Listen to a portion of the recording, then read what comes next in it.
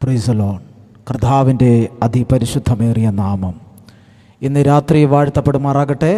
ദൈവത്തിൻ്റെ കൃപയാൽ ഇന്ന് രാത്രി നിങ്ങളുടെ നടുവിലായിരിക്കുവാൻ ഈ ഏഴയ്ക്കും ദൈവം ഒരുക്കിയ വിലപ്പെട്ട ഭാഗ്യത്തിനെ ഓർത്ത് ഞാൻ ദൈവത്തിന് സ്തോത്രം അർപ്പിക്കുന്നു.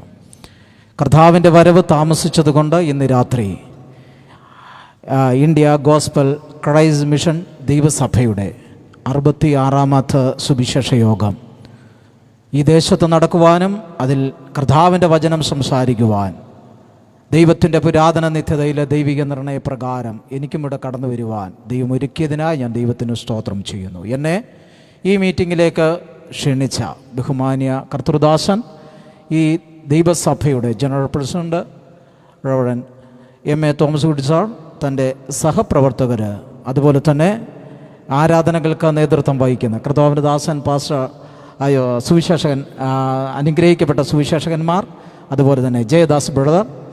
അദ്ദേഹത്തെപ്പറ്റി ഞാൻ പലപ്പോഴും കേട്ടിട്ടുണ്ട്, നേരിട്ട് കാണുന്നത് ഇന്നാണ്. അനുഗ്രഹിക്കപ്പെട്ട നല്ലൊരു ഗായകനാണ്. ദൈവം ക്രൈസ്തവ കൈരളിക്ക് നൽകിയ അനുഗ്രഹിക്കപ്പെട്ട ഒരു നല്ല ഗായകൻ. ദൈവം അദ്ദേഹത്തെ ധാരാളമായി അനുഗ്രഹിക്കുമാറാകട്ടെ.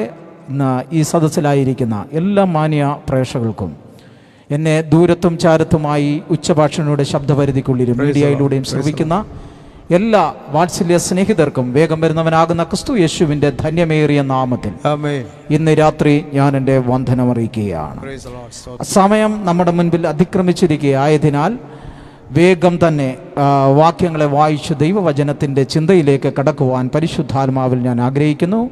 2 വേദഭാഗങ്ങളെ നമുക്ക് വായിക്കാം ഇന്നത്തെ ചിന്തയ്ക്ക് ആധാരമായി. ഒന്ന്, 2 പത്രോസിന് എഴുതിയ ലേഖനം 3-ാം അധ്യായം അതിൻ്റെ 9-ാം വാക്യവും, യെഹെസ്കേൽ പ്രവചനം 37-ാം അധ്യായം അതിൻ്റെ 13-14 വേദഭാഗങ്ങളും വായിക്കാം.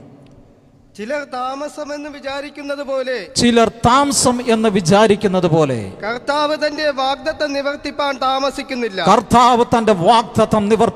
താമസിക്കുന്നില്ല. ആരും നശിച്ചു പോകാതെ എല്ലാവരും മാനസാന്തരപ്പെടുവാൻ അവൻ ഇച്ഛിച്ച നിങ്ങളോട് ദീർഘക്ഷമ കാണിക്കുന്നതേ ഉള്ളൂ. കരങ്ങളെ ഉയർത്തി ഒരു നിമിഷം ദൈവത്തിന് സ്തോത്രം ചെയ്താട്ടെ. ഹല്ലേലൂയ. വീണ്ടും വായിക്കാം യെഹെസ്കേൽ പ്രവചന പുസ്തകം 37-ാം അധ്യായം 13-14 വേദഭാഗങ്ങൾ.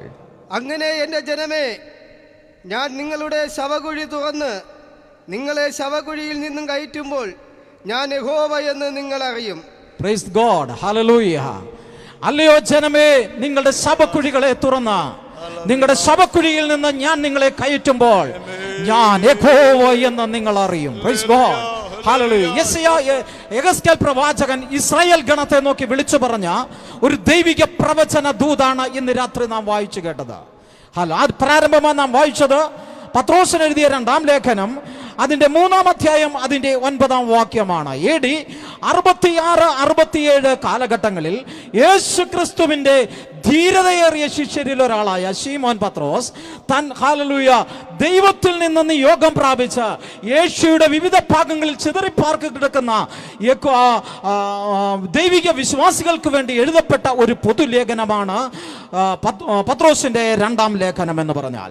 ഈ പത്രോസിൻ്റെ 2-ാം ലേഖനം 3 അധ്യായങ്ങൾ മാത്രം നിലകൊള്ളുന്നതാണ്. ഈ 3 അധ്യായങ്ങളെ 3 പ്രബന്ധങ്ങളായി തരംതിരിച്ച് നമുക്ക് പഠിക്കുവാൻ കഴിയും. 1-ാമത്തെ പ്രബന്ധം വിശ്വാസികളുടെ വളർച്ചയാണ്. 2-ാമത്തെ പ്രബന്ധം എന്ന് പറഞ്ഞാൽ 2-ാമത്തെ അധ്യായമാണ് വിശ്വാസികൾക്കുള്ള അപകട സൂചനയാണ്. 3-ാമത്തെ അധ്യായത്തിൽ പറയുന്ന 3-ാമത്തെ പ്രബന്ധം എന്ന് പറഞ്ഞാൽ തൻ്റെ വിശുദ്ധന്മാരുടെ ഭാവി പ്രത്യാശയാണ്. എന്ന് പറഞ്ഞാൽ നാം കാത്തിരിക്കുന്ന നമ്മുടെ കാന്തനായ കർത്താവ് ആകാശമേഘങ്ങളിൽ തൻ്റെ കാന്തയെ ചേർക്കുവാൻ അധിക താമസമന്യേ മടങ്ങി വരുമെന്നുള്ള വലിയ മികവേറിയ പ്രത്യാശയാണ് 3-ാമത്തെ അധ്യായത്തിൽ നിലകൊള്ളുന്ന പ്രമേയം എന്ന് പറഞ്ഞാൽ. ഹല്ലേലൂയ. ഇനിയും അതിവിദൂരമല്ല, നാം ആകാശമേഘങ്ങളിലേക്ക് പറന്നുയരുവാനുള്ള കാലങ്ങൾ. ഇത് കാലത്തിന്റെ അവസാന നിമിഷങ്ങളാണ്. ഈ തലമുറയിൽ ജീവിക്കുന്ന തലമുറകളോട് എനിക്ക് പറയാനുള്ള ഒരൊറ്റ സന്ദേശങ്ങളേ ഉള്ളൂ. വാത്സല്യ സ്നേഹിതരെ, എന്റെ കൂടപ്പിറപ്പുകളെ, നമ്മുടെ കണ്ണുകൾ അടയുന്നതിന് മുൻപ് ആകാശമേഘങ്ങളിൽ 1000-10,000 ദൂതവർണ്ണങ്ങളോടുകൂടെ നാം കാത്തിരിക്കുന്ന നമ്മുടെ കാന്തനായ കർത്താവ് തന്റെ വൃതന്മാരെ ചേർക്കുവാൻ അവൻ അധിക വേഗം കടന്നു വരുവാൻ സമയമേറ്റം ആസന്നമായി. ഇന്ന് രാത്രി ആ വരവിന്റെ മാറ്റൊലികളെ ചരിത്ര പശ്ചാത്തലത്തിലൂടെ ഒന്ന് പ്രവേശിച്ച് നമ്മുടെ വർത്തമാനകാലത്തിലൂടെ കയറി ഭാവി കാലത്തിലേക്ക് നമുക്കൊന്ന് ചിന്തിക്കാം. Price the Lord. യെഹെസ്കേൽ പ്രവചന പുസ്തകം നാം വായിച്ചു. പലപ്പോഴും നാം ഈ പുസ്തകം വായിച്ചിട്ടുണ്ടാകാം. ഈ പുസ്തകത്തിൽ നിന്ന് പ്രഭാഷണങ്ങൾ കേട്ട് മടുത്തവരുമായിരിക്കാം. അസ്ഥികളെ പറ്റിയുള്ള ഒരു വലിയ താഴ്വരയുടെ ഒരു വലിയ ദൈവിക പ്രവചന ദൂത് യെഹെസ്കേൽ പ്രവചന പുസ്തകം 37 അധ്യായത്തിൽ പ്രവാചകനാകുന്ന യെഹെസ്കേൽ ദർശിച്ചിട്ട് പരിശുദ്ധാത്മാവിൽ പറയുന്ന ഒരു കാര്യമാണ്. ഹല്ലേലൂയ. ദൈവത്തിന്റെ ആത്മാവ് യെഹെസ്കേലിനോട് ചോദിക്കുന്നു, ഈ അസ്ഥികൾ ജീവിക്കുമോ? ഹല്ലേലൂയ. യെഹെസ്കേൽ പറഞ്ഞ മറുപടി, അല്ലയോ യഹോവേ, അങ്ങറിയുന്നു. Price the Lord.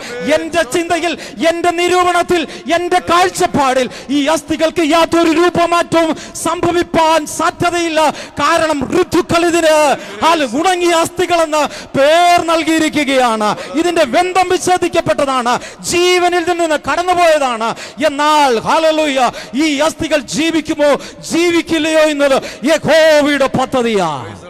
Praise God. Hallelujah. ആ ദൂതോടുകൂടെ 37 അധ്യായം ആരംഭിക്കപ്പെടുകയാ. ഇന്ന് രാത്രി നാം വായിച്ച വേദഭാഗവും അതിലെ അല്പം ചരിത്രത്തിലൂടെ നമുക്കൊന്ന് പ്രവേശിച്ച് ദൈവിക ദൂതിലേക്ക് കയറുവാൻ പരിശുദ്ധാത്മാവിൽ ഞാൻ ആഗ്രഹിക്കപ്പെടുകയാണ്. ഇസ്രായേലിൽ പ്രവാചക ഗണങ്ങളെ രണ്ടായി തരം തിരിക്കപ്പെട്ടിരിക്കുന്നത് കാണുന്നു. ഒന്ന്, വലിയ പ്രവാചക ഗണം അഥവാ വലിയ പ്രവാചക ഗ്രന്ഥം. രണ്ട്, ചെറിയ പ്രവാചക ഗണം അഥവാ ചെറിയ പ്രവാചക ഗ്രന്ഥം എന്നിങ്ങനെ രണ്ട് ഭാഗങ്ങളായി തരംതിരിക്കപ്പെട്ടിട്ടുണ്ട്. ഇതിൽ വലിയ പ്രവാചകന്മാരുടെ ഗണത്തെ ഹല്ലേലൂയ കാണപ്പെടുന്നത് യെശയ്യാവ്, യിരെമ്യാവ്, യെഹെസ്കേൽ, ദാനിയേൽ എന്ന 4 വ്യക്തികൾ ഹല്ലേലൂയ വലിയ പ്രവാചകന്മാരുടെ ഗണത്തിൽ പെടുകയാണ്. ഹല്ലേലൂയ. എന്നാൽ വേദപുസ്തകം വീണ്ടും പഠിക്കുമ്പോൾ കാണുവാനായി കഴിയുകയാണ്, യെഹെസ്കേൽ പ്രവാചകന് ഈ 4 പ്രവാചകന്മാരുടെ ഗണത്തെക്കാൾ ഒരു വ്യത്യസ്തത നിലകൊള്ളുന്നത് കാണുവാനായി കഴിയുന്നു. മറ്റു വലിയ പ്രവാചകന്മാരിലൊന്നും കാണാത്ത ഒരു പ്രത്യേക വ്യത്യസ്തത, ഒരു പ്രത്യേകത യെഹെസ്കേൽ പ്രവചന പുസ്തകത്തിൽ കാണുവാനായി കഴിയുകയാണ്. യെഹെസ്കേൽ ഈ ദൈവകൃപ പ്രാപിച്ചത് തന്നെ ഇസ്രായേലിന്റെ ഇരുണ്ട കാലഘട്ടം എന്നറിയപ്പെടുന്ന ഇസ്രായേൽ മക്കൾ ഹല്ലേലൂയ കേബാർ നദീതീരത്ത് അഥവാ ബാബിലോണിൽ അടിമകളായിരുന്ന കാലത്ത് ഈ യെഹെസ്കേലും അടിമകളായിരുന്നു. Praise the Lord. സങ്കീർത്തനങ്ങളിലൊക്കെ നാം പഠിച്ചിട്ടുണ്ട്. ഇസ്രായേൽ ജനം പറഞ്ഞൊരു കാര്യം, ഞങ്ങൾ അന്യദേശത്ത് നമ്മുടെ യഹോവയെ പറ്റി എങ്ങനെ പാടും? Price the Lord. നമ്മുടെ തപ്പെടുത്ത് ഞങ്ങൾക്ക് എങ്ങനെ നൃത്തം ചെയ്യുവാൻ പറ്റും? ഞങ്ങളുടെ തപ്പുകൾ ഞങ്ങൾ അലരി വൃക്ഷത്തിന്മേൽ തൂക്കിയിട്ടിരിക്കുക. കാരണം കേബാർ നദിയുടെ തീരത്ത് അവർ പ്രവാസികളായി പാർക്കുമ്പോൾ ഇസ്രായേൽ ജനം പറഞ്ഞത്, അന്യദേശത്തെ യഹോവയുടെ നാമം ഞങ്ങൾക്ക് ഉയർത്തുവാൻ കഴിയുകയില്ല എന്നാ. Price the Lord. അങ്ങനെ കേബാർ നദിയുടെ തീരത്തെ ഒരു പ്രവാസത്തിൽ കഴിയപ്പെട്ട ഒരു അടിമത്തത്തിൽ ഇസ്രായേൽ ജനം ഏതാണ്ട് 70 വർഷക്കാലം കഴിയപ്പെട്ടപ്പോൾ അവരുടെ നടുവിൽ കഴിയപ്പെട്ട ഒരു പ്രവാചകനാണ് യെഹെസ്കേൽ പ്രവാചകൻ. Praise God. ഹല്ലേലൂയ. അങ്ങനെ ദൈവത്തിന്റെ ആത്മാവ് യെഹെസ്കേൽ പ്രവാചകനെ എടുത്ത് ഉപയോഗിക്കുവാനിടയായി തീർന്നു. ഇസ്രായേലിന്റെ അടിമത്ത കാലഘട്ടമായി അഥവാ കേബാർ നദി തീരത്ത് അവർ പ്രവാസികളായി അടിമകളായി 70 വർഷം ഇസ്രായേൽ ജനത്തിന്റെ ക്രൂരമേറിയ അഥവാ ഇരുണ്ട യുഗം, ഇരുണ്ട കാലഘട്ടം, ദ ഏജസ് ഓഫ് ഡാർക്ക്നെസ്, ഇരുണ്ട കാലഘട്ടം എന്ന് ചരിത്രം വിശേഷിപ്പിച്ച ഒരു കാലഘട്ടമായിരുന്നു. ഈ കാലഘട്ടത്തിൽ ദൈവത്തിന്റെ ആത്മാവ് ഒരുവനെ കണ്ടിരുന്നു, അവനെ എഴുന്നേൽപ്പിക്കാനിടയായി. ആ വ്യക്തിയുടെ പ്രത്യേകത അഥവാ യെഹെസ്കേൽ. ഹല്ലേലൂയ. ഈ യെഹെസ്കേലിന്റെ പ്രത്യേകത ഇസ്രായേൽ ജനത്തിന് പുരോഹിതനായും പ്രവാചകനായും ഒരുപോലെ ദൈവത്തിന്റെ സേവനം ചെയ്തവനാ, കർത്താവിന്റെ ശുശ്രൂഷ ചെയ്ത വ്യക്തിയായിരുന്നു യെഹെസ്കേൽ എന്ന് പറഞ്ഞാൽ. ഹല്ലേലൂയ. എന്നാൽ പഴയ നിയമത്തിന്റെ ചരിത്രത്തിൽ പൗരോഹിത്യത്തിന് വേണ്ടി വേർതിരിക്കപ്പെട്ടവർ ഒരുവൻ മാത്രമാ, പ്രവചനത്തിന് വേണ്ടി വേർതിരിക്കപ്പെട്ടവൻ ഒരുവൻ മാത്രമാ. എന്നാൽ യെഹെസ്കേലിനെ ദൈവം പകർന്നത് ഒരു ഇരട്ടി അഭിഷേകമാണ്. പൗരോഹിത്യവും പ്രവചനികവും ഒരുപോലെ യെഹെസ്കേലിന്മേൽ ദൈവം പകർന്നു നൽകുവാനിടയായി തീർന്നു. അങ്ങനെ ഇവ രണ്ടും പകർന്ന് പ്രാപിക്കപ്പെട്ട യെഹെസ്കേൽ ഹല്ലേലൂയ ആ കേബാർ നദിയുടെ തീരത്ത് വെച്ച് പരിശുദ്ധാത്മാവിനാൽ താൻ പ്രവചിച്ചു തുടങ്ങി. ഇന്ന് രാത്രി എന്നെ ശ്രവിക്കുന്ന ദൈവ പൈതലേ, പലപ്പോഴും ജീവിതത്തിന്റെ ചില സാഹചര്യങ്ങൾ ഒറ്റപ്പെട്ട അവസ്ഥയിൽ, അടിമത്തത്തിന്റെ അവസ്ഥയിൽ, ബന്ധനപ്പെട്ട അവസ്ഥയിൽ, ഏകാന്തതയുടെ അവസ്ഥയിൽ, ആരും താങ്ങുവാൻ കഴിയാത്ത അവസ്ഥയിൽ, പ്രവാസത്തിന് തുല്യമായ അവസ്ഥയിൽ നിന്നെ തള്ളിവിടുമ്പോൾ ഒന്ന് ഓർത്തുകൊള്ളണം, വീണ്ടെടുപ്പ് പ്രാപിച്ചവന്റെ മേൽ ദൈവത്തിന്റെ ഒരു പദ്ധതിയുണ്ട്. ശന്തരബല ദൈവത്തിന്റെ ഒരു വലിയ കാര്യവിചാരമുണ്ട്. ദൈവത്തിന്റെ ഒരു വലിയ പദ്ധതി നിന്റെ മേലുണ്ട്. കാരണം ദൈവത്തിന്റെ തിരഞ്ഞെടുപ്പ് സാധാരണ ഒരുവന്റെ മേൽ തിരഞ്ഞെടുപ്പല്ല. നിന്റെ മേലുള്ള തിരഞ്ഞെടുപ്പ് അത് ഇരട്ടിയാ. ഹല്ലേലൂയ. ആ അഭിഷേകം പ്രാപിച്ച യെഗസ്കേൽ എഴുന്നേറ്റ് ഇസ്രായേലിനോട് പ്രവചിപ്പാൻ തുടങ്ങി. അതാ ഇസ്രായേലിലെ യെഗസ്കേൽ പ്രവാചകന്റെ പുസ്തകത്തെ വ്യത്യസ്തമാക്കി തീർത്തത്. ബാക്കി 3 പുസ്തകങ്ങളും ഇസ്രായേലിന്റെ ചരിത്രങ്ങളും ഇസ്രായേലിന്റെ ഭാവിയും വർത്തമാനവും ഒരുപോലെ പ്രസ്താവിക്കപ്പെടുമ്പോൾ ഇസ്രായേലിനോടുള്ള ദൈവിക ദൂതുകൾ ചരിത്ര തെളിവുകളിൽ നിന്നും വർത്തമാനകാലത്തിൽ നിന്നും ഭാവി കാലത്തേക്ക് ചൂണ്ടി പ്രസ്താവിക്കപ്പെട്ടപ്പോൾ ഹല്ലേലൂയ, ഇസ്രായേൽ രാഷ്ട്രത്തെ പറ്റി നിനക്കൊരു ഉയർത്തെഴുന്നേൽപ്പുണ്ട്. നീ ഒരു വൻ ശക്തിയാണ്. നിന്നെ കടപിടിപ്പാൻ ആർക്കും കഴിയുകയില്ല. അവൻ നിന്നെ ഉയർത്തുമെന്ന് അടിമത്തത്തിൽ കിടക്കുന്ന ജനത്തോട് നോക്കി വിളിച്ചു പറഞ്ഞ ഒരു രാഷ്ട്രീയ പ്രവാചകനാണ് യെഗസ്കേൽ എന്ന് പറഞ്ഞാൽ.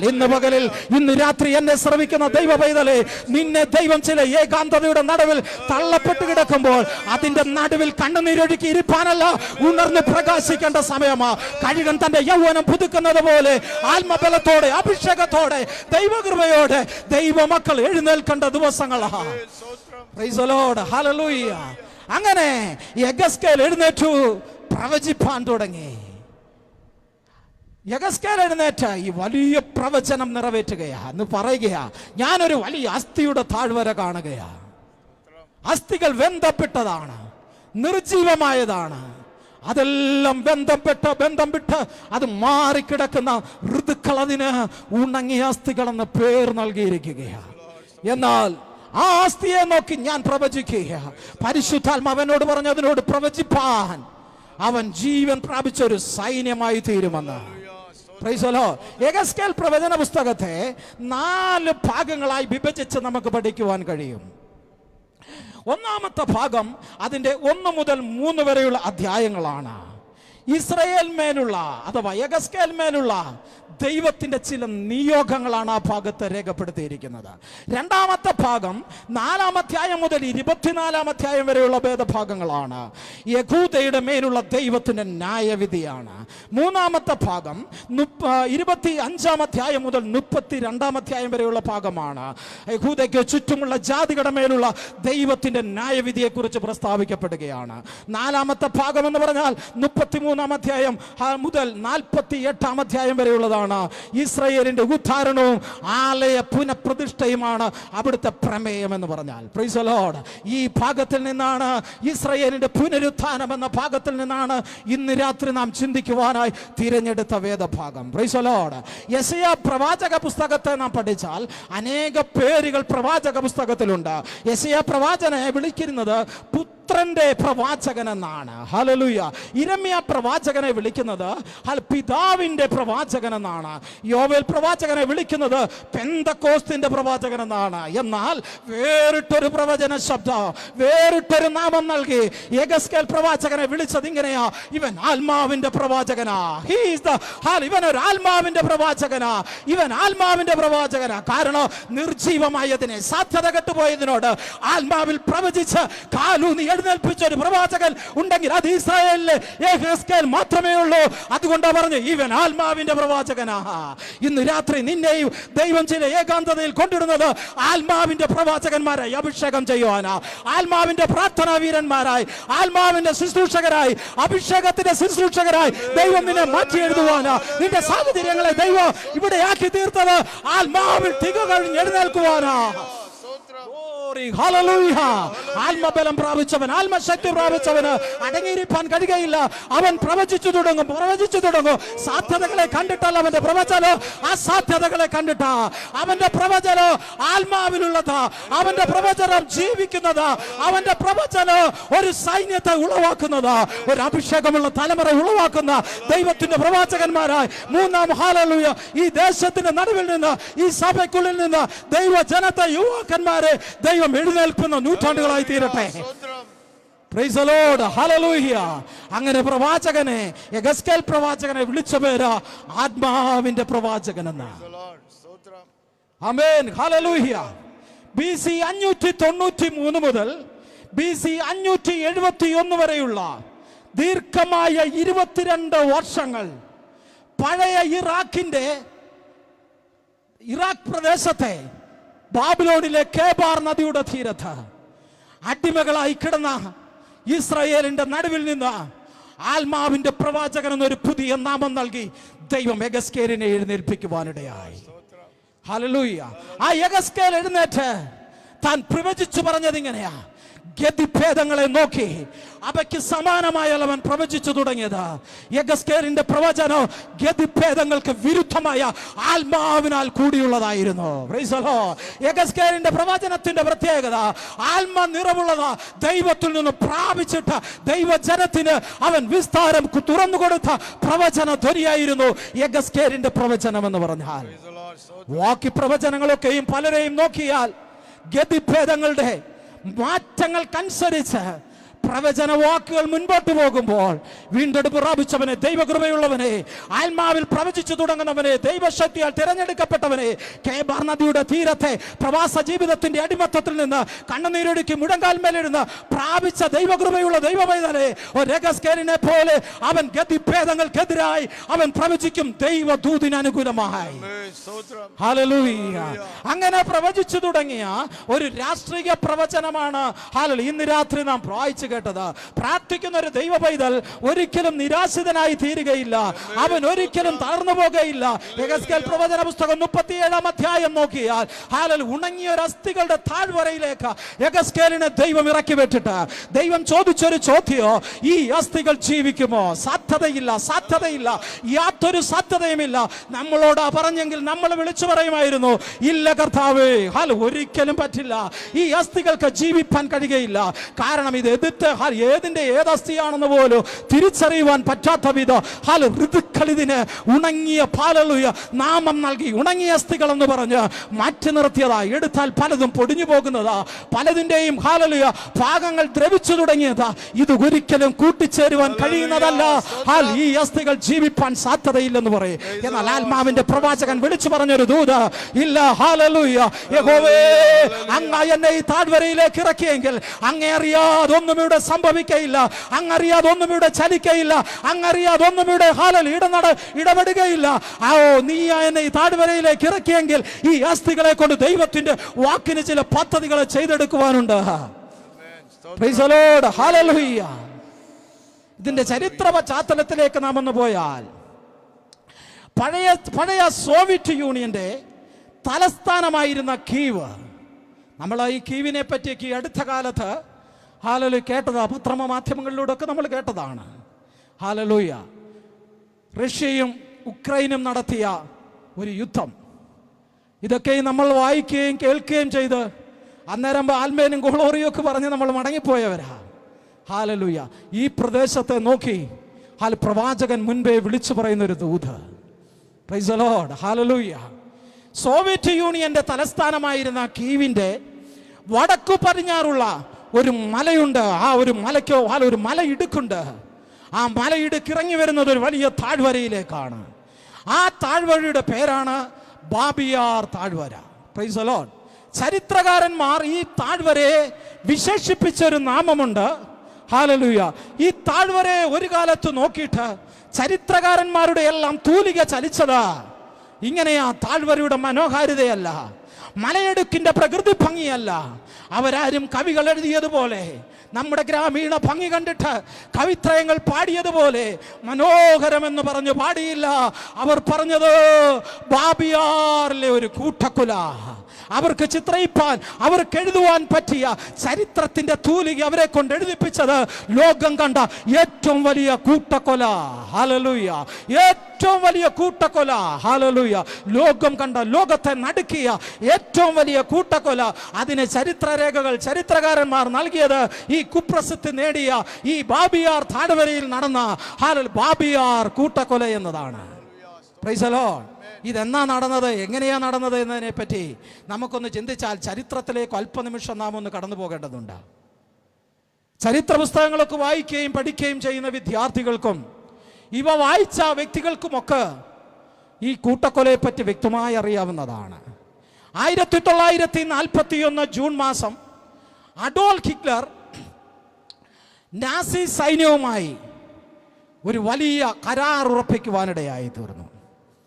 ലോകത്തിൻ്റെ ഇരുമ്പുമറ എന്ന് പറഞ്ഞ കമ്മ്യൂണിസത്തെ ഭേദിച്ചുകൊണ്ട് അന്നത്തെ സോവിയറ്റ് യൂണിയന്റെ തലസ്ഥാനമായിരുന്ന കീവിൽ അവർ സൂക്ഷിച്ചിരുന്ന അണുബോംബുകളും ആറ്റം ബോംബുകളും അതുപോലെ തന്നെ മാരക സ്ഫോടക വസ്തുക്കളെ സൂക്ഷിച്ചിരുന്ന കലവറകളെ അഡോൾഫ് ഹിറ്റ്ലറും നാസി സൈന്യവും പിടിച്ചെടുക്കുവാനിടയായി തീർന്നു. 1941 ജൂൺ മാസം ഹല്ലേലൂയ ഈ സംഭവം നടക്കപ്പെടുന്നത്. അങ്ങനെ ഈ ഉക്രൈനിലെ ഈ ഒളിത്താവളത്തെ അഡോൾഫ് ഹിറ്റ്ലറും നാസി സൈന്യവും പിടിച്ചെടുത്ത് അവരവിടെ അവരുടെ പദ്ധതികൾക്ക് അവർ രൂപം കൊടുക്കുവാനിടയായി തീർന്നു. അവിടെ മറ്റൊരു വ്യവസായ കേന്ദ്രം പണിയുവാനൊന്നുമല്ല അവർ ആഗ്രഹിച്ചത്. അഡോൾഫ് ഹിറ്റ്ലറിന്റെ ഏറ്റവും വലിയ ശത്രു യഹൂദനായിരുന്നു. യഹൂദനെ ഭൂമടത്തിൽ നിന്ന് മാറ്റുക, ഭൂലോകത്തിൽ നിന്ന് യഹൂദ വംശത്തെ പൂർണ്ണമായി തുടച്ചു മാറ്റുക എന്ന ഒറ്റ പരസ്യ പ്രഖ്യാപനത്തോടെ അധികാരത്തിന്റെ ചെങ്കോലെടുത്ത് അധികാസ കസറയിലേക്ക് കടന്നു വന്ന ഒരൊറ്റ നിർഘൂരനായൊരു ഭരണാധികാരിയായിരുന്നു അഡോൾഫ് ഹിറ്റ്ലർ. ഹിറ്റ്ലറെ പറ്റിയൊക്കെ നാം കേട്ടിട്ടുണ്ട്. എത്രയെത്ര ഹല്ലേലൂയ മാധ്യമങ്ങൾ, എത്രയെത്ര വാരികൾ ഹിറ്റ്ലറെ പറ്റിയൊക്കെ എഴുതിയ സംഭവങ്ങൾ ഏറെയാണ്. എന്നാൽ ഹിറ്റ്ലറുടെ യഹൂദനോടുള്ള വൈരാഗ്യം എന്തെന്നറിയില്ല, യഹൂദനെ ഒന്നടങ്കം കൊന്നൊടുക്കുക എന്നതായിരുന്നു.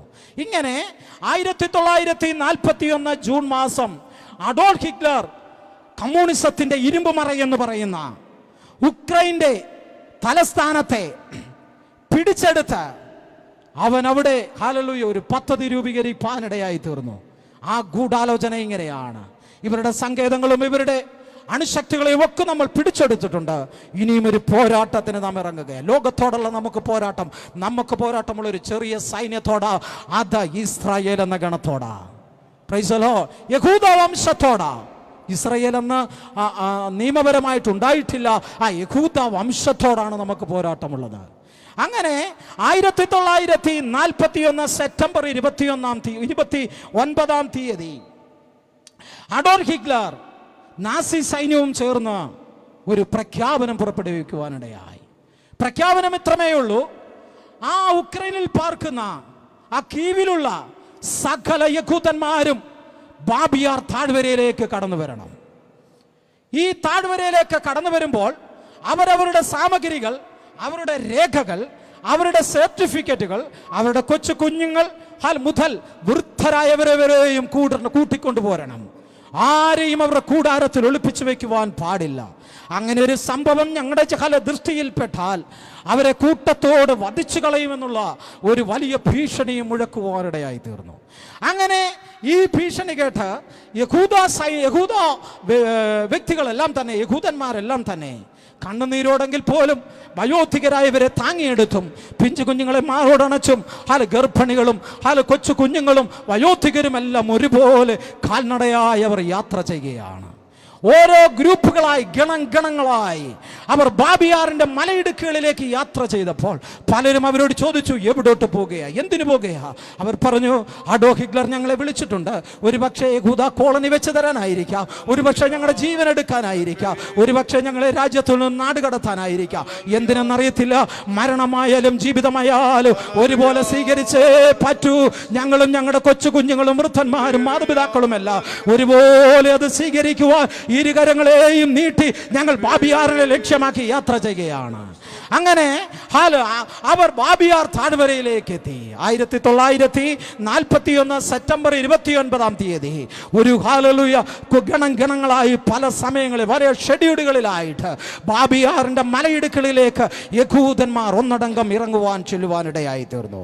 യഹൂദന്മാർ അവിടെ ചെന്നപ്പോൾ യഹൂദൻ കണ്ടൊരു കാഴ്ച എന്ന് പറഞ്ഞാൽ ഏതാണ്ട് 150 മീറ്റർ നീളവും 30 മീറ്റർ വീതിയും 15 മീറ്റർ ആഴവുമുള്ള വലിയൊരു കിടങ്ങ ഈ ബാബിയാർ താഴ്വരയിൽ കാണുവാനിടയായത്.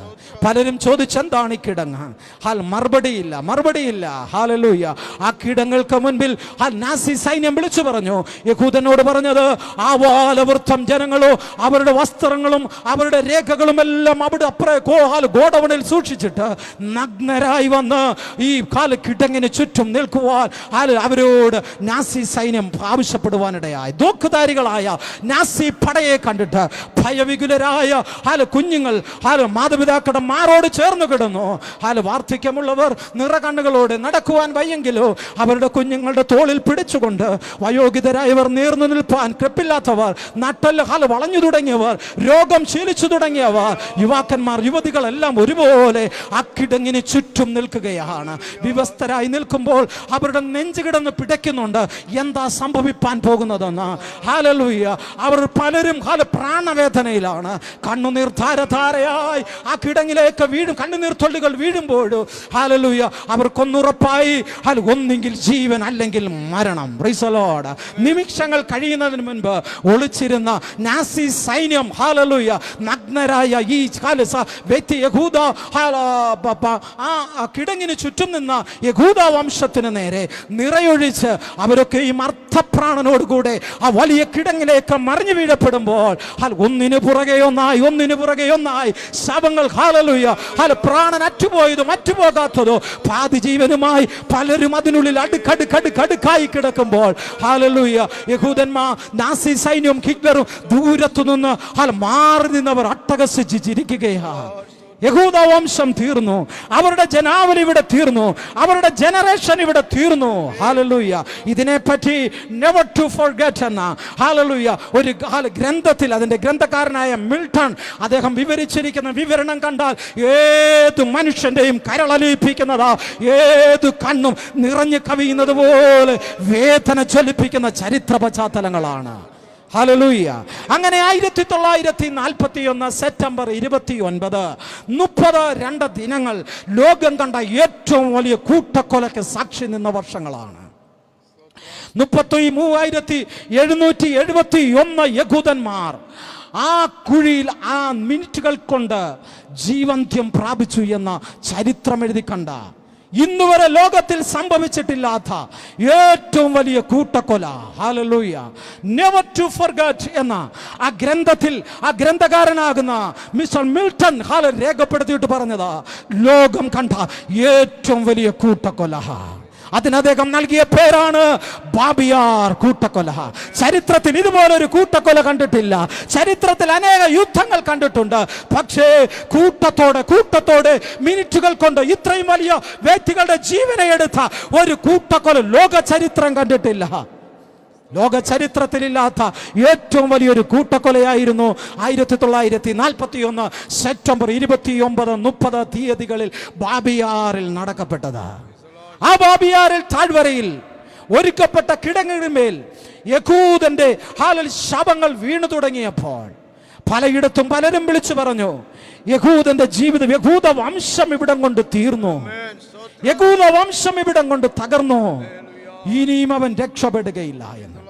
AD 70 യെരുശലേം ദേവാലയം നഷ്ടപ്പെട്ടവനായി ലോകത്തിന്റെ നാനാ ഭാഗങ്ങളിലേക്ക് ചിതറിക്കപ്പെട്ട യഹൂദൻ ഇന്ത്യയുടെ മണ്ണിൽ നമ്മുടെ കൊച്ചു കേരളത്തിലും തിരുവനന്തപുരം മുതൽ ഹല്ലേലൂയ കാസർഗോഡ് വരെയും അഭയാർത്ഥികളായി കടന്നു വരുവാനിടയായി. അവർ പാർത്ത ഇടങ്ങളിലെല്ലാം തന്നെ അന്ന് ഇവിടെ ഭരിച്ചിരുന്ന രാജാക്കന്മാർ അവർക്ക് ഹല്ലേലൂയ നഗരങ്ങൾ ഒരുക്കി കൊടുത്തു, പട്ടണങ്ങൾ ഒരുക്കി കൊടുത്തിട്ട് പറഞ്ഞു, നിങ്ങളുടെ ദൈവത്തെ വിളിക്കുവാനുള്ള ആലയം നിങ്ങളുടെ നിയമപ്രകാരം തന്നെ നിങ്ങൾ പണിതൊരുക്കിക്കൂ, നിങ്ങൾ ആരാധിച്ചോ, ഞങ്ങൾ അതിനെതിരല്ല എന്ന് പറഞ്ഞു. അങ്ങനെ മട്ടാഞ്ചേരി നടക്കുന്ന സിനഗോഗ് പോയി കണ്ടവർക്കറിയാം എത്ര മനോഹരമേറിയതാ, അവരുടെ സെമിട്രികൾ എത്ര മനോഹരമേറിയതാ. പാരമ്പര്യത്തെ കാത്തു സൂക്ഷിച്ച ആ സെമിട്രികൾ ഇന്നും ഒരു ലോകത്തിന്റെ സാക്ഷ്യഫലകമായി, ഭാരതത്തിന്റെ സാക്ഷ്യഫലകമായി യഹൂദനെ സംരക്ഷിച്ച ഒരേ ഒരു രാജ്യം ലോകത്തിൽ ഉണ്ടെങ്കിൽ അത് നമ്മുടെ ഭാരത മണ്ണാണ്. അതുകൊണ്ട് തന്നെ സ്വർഗത്തിലെ ദൈവം നമ്മുടെ ഭാരത മണ്ണിനെ ലോകത്തിന്റെ ഭൂപടത്തിൽ ലെൻസ് വെച്ച് നോക്കിയാൽ മാത്രം കാണാൻ പറ്റുന്ന ഈ ചെറിയ ഭാരതത്തെ അവൻ പേര് മാറ്റി, ഗോഡ്സ് ഓൺ കൺട്രി, ദൈവത്തിന്റെ സ്വന്തം നാട്. ദൈവങ്ങൾ ഇവിടെ വളർന്നിട്ടല്ല, ദൈവങ്ങൾ ഇവിടെ പെരുകിയിട്ടല്ല, ദൈവങ്ങളുടെ മഹത്വം ഇവിടെ വിളമ്പിയിട്ടല്ല, പിന്നെയോ ഇവിടുത്തെ ആതിഥ്യ മര്യാദ. ദൈവം തന്റെ ജനത്തെ, തന്റെ സഹോദരന്മാരെ, ഹല്ലേലൂയ, ഇവിടുത്തെ രാജാക്കന്മാർ, ജാതികളായിരുന്നവർ, ദൈവം എന്തെന്നറിയാത്തവർ 2 കൈയും നീട്ടി സ്വീകരിച്ച് ചെമ്പ് പട്ടയങ്ങൾ ഒരുക്കിയെടുത്ത് അവർ കാത്താരം ഉറപ്പിച്ചിട്ട് പറഞ്ഞു, പോയി സമാധാനത്തോടെ പാർത്തോ. ഇന്ന് കേരളക്കാരനില്ലാത്ത ഏത് ഭൂഖണ്ഡമാ, കേരളക്കാരനില്ലാത്ത ഏത് മണ്ണാ, കേരളക്കാരനില്ലാത്ത ഏത് ഡിപ്പാർട്ട്മെന്റാ ലോകത്തിലുള്ളത്? ഒരു ഡിപ്പാർട്ട്മെന്റുമില്ല. കാരണം സ്വർഗത്തിലെ ദൈവം ഇതിനെ അങ്ങ് വളർത്തിയതാ. Praise the Lord. ദൈവം ഇതിനെ അങ്ങ് വളർത്തി.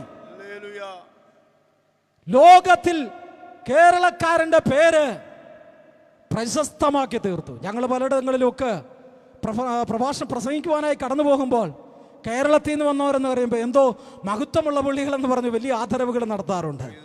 ഹല്ലേലൂയ. ഒന്നുമില്ല എങ്കിൽ പോലും ദൈവം നമ്മുടെ മുഖച്ഛായ അങ്ങ് മാറ്റിയതാ.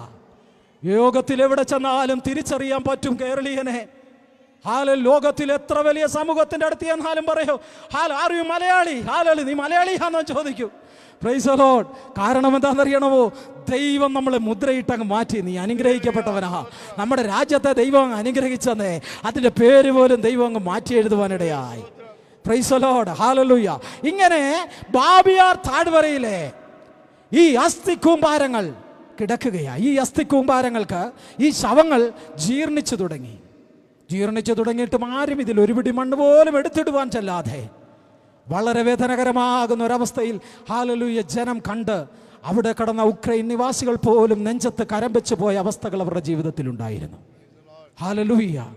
ഈ അസ്ഥികളെ ആരും മണ്ണ് പോലും ഇട്ട് മൂടുവാൻ കഴിയാതെ ചീഞ്ഞഴുകി ഇതിൻ്റെ ബന്ധം വിട്ട് ഋതുഭേദങ്ങൾ ഇതിനെ ഉണങ്ങിയ അസ്ഥികളെന്ന് വിളിച്ചു. ചരിത്രകാരന്മാർ പറഞ്ഞു, ബാബിയാർ താഴ്വരയിൽ ഉണ്ടാക്കിയ കൂട്ടക്കൊലയുടെ നരഹത്യയുടെ ഒരു വലിയ സാക്ഷ്യമാണ് മൂടാത്ത ഈ ശവക്കുഴി. ലോകം കണ്ട ഏറ്റവും വലിയ ശവപ്പറമ്പ്. അനേക ശവപ്പറമ്പുകളുണ്ട്. ഇതുപോലൊരു ശവപ്പറമ്പ് ലോക ചരിത്രം കണ്ടിട്ടില്ല. ഇതുപോലൊരു ശവപ്പറമ്പ് ലോകം കണ്ടിട്ടില്ല. അത്രമാത്രം വലിയൊരു ശവപ്പറമ്പായിരുന്നു ഇത്. ഈ ശവപ്പറമ്പിൽ ഹല്ലേലൂയ കിടക്കുന്ന അസ്ഥികളെല്ലാം വെന്തം വിട്ടു. 2600 വർഷങ്ങൾക്ക് മുൻപ് ആത്മാവിന്റെ പ്രവാചകനായ യെഹെസ്കേൽ പ്രവചിച്ചു വെച്ചു, ഞാനൊരു അസ്ഥിയുടെ താഴ്വരയിലൂടെ ഇറങ്ങുകയാണ്. Praise God. ഹല്ലേലൂയ. എവിടെ വെച്ചാ? കേബാർ നദിയുടെ തീരത്ത് പ്രവാസത്തിലായിരിക്കുമ്പോൾ പ്രവാചകനെ ആത്മാവ് ഒരു അസ്ഥിയുടെ താഴ്വരയിലൂടെ ഇറക്കിയിട്ട് പറയുകയാ, ഈ അസ്ഥികളെ യഹൂദന്മാരാകുന്നു. യെഹെസ്കേൽ പ്രവചനം 37 അധ്യായം അതിന്റെ 11, 13 വേദഭാഗങ്ങൾ ഒന്ന് വായിച്ചാട്ടെ. പിന്നെ അവൻ എന്നോട് അരുളി ചെയ്തത്, മനുഷ്യപുത്ര, ഈ അസ്ഥികൾ ഇസ്രായേൽ ഗൃഹമൊക്കെയുമാകുന്നു. ആമേൻ. ഹല്ലേലൂയ. ദൈവത്തിന്റെ ആത്മാവ് യെഹെസ്കേലിനോട് പറയുകയാ, യെഹെസ്കേലേ, നീ ഈ കണ്ട ഉണങ്ങിയ അസ്ഥികൾ ഈ ഇസ്രായേൽ ഗൃഹമൊക്കെയുമാകുന്നു. ഹല്ലേലൂയ. 2600 വർഷങ്ങൾക്ക് മുൻപ് ആത്മാവിന്റെ പ്രവാചകൻ ആത്മാവിൽ പ്രവചിച്ച ഈ അസ്ഥിയുടെ താഴ്വരയെ ദർശിച്ചിട്ട് താൻ വിളിച്ചു പറഞ്ഞു, ഈ അസ്ഥികൾ ജീവിക്കുമോ? ഹല്ലേലൂയ. അസാധ്യമാണ്. സാഹചര്യം അസാധ്യമാണ്. ഹല്ലേലൂയ. അവസ്ഥകൾ അസാധ്യമാണ്. ഇതൊരിക്കലും സാധ്യമാകുന്ന അവസ്ഥയല്ല. എന്നാൽ ദൈവത്താൽ ഇത് സാധ്യമാണ്. Praise the Lord. ഹല്ലേലൂയ. പറഞ്ഞത് ഈ അസ്ഥികളെല്ലാം ഇസ്രായേൽ യഹൂദന്മാരാകുന്നു. Praise the Lord. ഈ ദൂത് നിറവേറപ്പെടുകയാണ്. ലോകം കണ്ട യൂറോപ്പിന്റെ പലയിടങ്ങളിൽ യഹൂദന്മാർ അഭയാർത്ഥികളായി ഓടിപ്പാർത്ത കാലഘട്ടമുണ്ടായിരുന്നു. AD 70 മുതൽ ചരിത്രത്തിന്റെ പശ്ചാത്തലം പഠിച്ചു വന്നാൽ യെരൂശലേമിലെ നാശം മുതൽ യഹൂദന്മാർ ലോകത്തിന്റെ വിവിധ ഭാഗങ്ങളിലേക്ക് ചിതറിക്കപ്പെട്ടു പോയപ്പോൾ യെരൂശലേം ദേവാലയം നമ്മുടെ വാഴ്ത്തപ്പെട്ടവനാകുന്ന കർത്താവ് AD 30 ദേവാലയത്തെ നോക്കി വിളിച്ചു പറഞ്ഞൊരു ദൂതുണ്ട്, കല്ലിന്മേൽ കല്ല് ശേഷിക്കാതെ ഇത് നശിച്ചു പോകുന്ന നാൾ വരികയാ. Price the Lord. പക്ഷേ 3 നാൾ കൊണ്ട് ഞാൻ ഇതിനെ പണിയും. Price the Lord. ഈ ഒരു ദൂത് ഹല്ലേലൂയ കിടക്കുകയാണ്. ഒരു പ്രവചന ദൂത് കിടക്കുകയാണ്. 40 വർഷം കഴിഞ്ഞ് ഹല്ലേലൂയ AD 70 ആയപ്പോൾ തീത്തോസിന്റെ സൈന്യം വന്ന് യെരൂശലേമിനെ വയൽ പോലെ ഉഴുതുമറിച്ച പ്രവാചകൻ വിളിച്ചു പറഞ്ഞു, അല്ലയോ യെരൂശലേമേ, നിന്നെ വയൽ പോലെ ഉഴുതുമറിക്കുന്ന നാൾ വരികയാ. ഹല്ലേലൂയ എന്ന് പറഞ്ഞ ആ പ്രവചനം നിറവേറുവാനിടയായി തീർന്നു. AD 70 മുതൽ യഹൂദന്മാർ ലോകത്തിന്റെ വിവിധ ഭാഗങ്ങളിലേക്ക് പ്രാണഭയാർത്ഥം അവർ അഭയാർത്ഥികളായി ഓടിയെത്തിയപ്പോൾ ഹല്ലേലൂയ യൂറോപ്പിന്റെ മണ്ണിലും അവർ ചെന്ന് കാലുകുത്തുവാനിടയായി തീർന്നു. യൂറോപ്പിൻ്റെ ആ കാലഘട്ടത്തിൽ ഒരു പഴമൊഴിയുണ്ടെന്ന് യൂറോപ്യ ചരിത്രകാരന്മാരൊക്കെ എഴുതി, ജേർണലിസ്റ്റുകളൊക്കെ എഴുതിയ വാർത്തകളെ ഞാൻ കേട്ടിട്ടുണ്ട്. ഹല്ലേലൂയ. ഒരു യഹൂദനെ ക്രൂരമായി കൊന്നാൽ സ്വർഗരാജ്യത്തിലെ ഏറ്റവും നല്ല സ്ഥാനം അവന്റെ ജീവിതത്തിൽ അവന് ലഭിക്കുമെന്ന ഹല്ലേലൂയ ഒരു വ്യവസ്ഥ, ഒരു പഴമൊഴി പോലും യൂറോപ്പിൽ നിലകൊണ്ടിരുന്നു. യൂറോപ്പിൽ യഹൂദൻ അനുഭവിച്ച പീഡനം ചെറുതല്ല. പൂർണ്ണ ഗർഭിണിയായവർ പ്രസവ വേദനയ്ക്ക് വേദനപ്പെട്ട് വയറിൽ തപ്പി അവൾ നിലവിളിക്കുമ്പോൾ അന്നത്തെ യൂറോപ്യൻ പടസൈന്യം വന്ന് അവരെ 2 കുതിരകളിന്മേലും കാലുകളെ 2 കുതിരകളിന്മേൽ വലിച്ചു കെട്ടിയിട്ട് കുതിരകളെ 2 ദിശയിലോട്ട് ഓടിച്ചു വിട്ട് അവരെ നെടുകെ കീറിക്കളയുന്ന അനുഭവങ്ങളൊക്കെ യഹൂദന്റെ പീഡനകരമായി യൂറോപ്പിൽ നടന്നതായി ചരിത്രങ്ങളൊക്കെ രേഖപ്പെടുത്തുകയാണ്.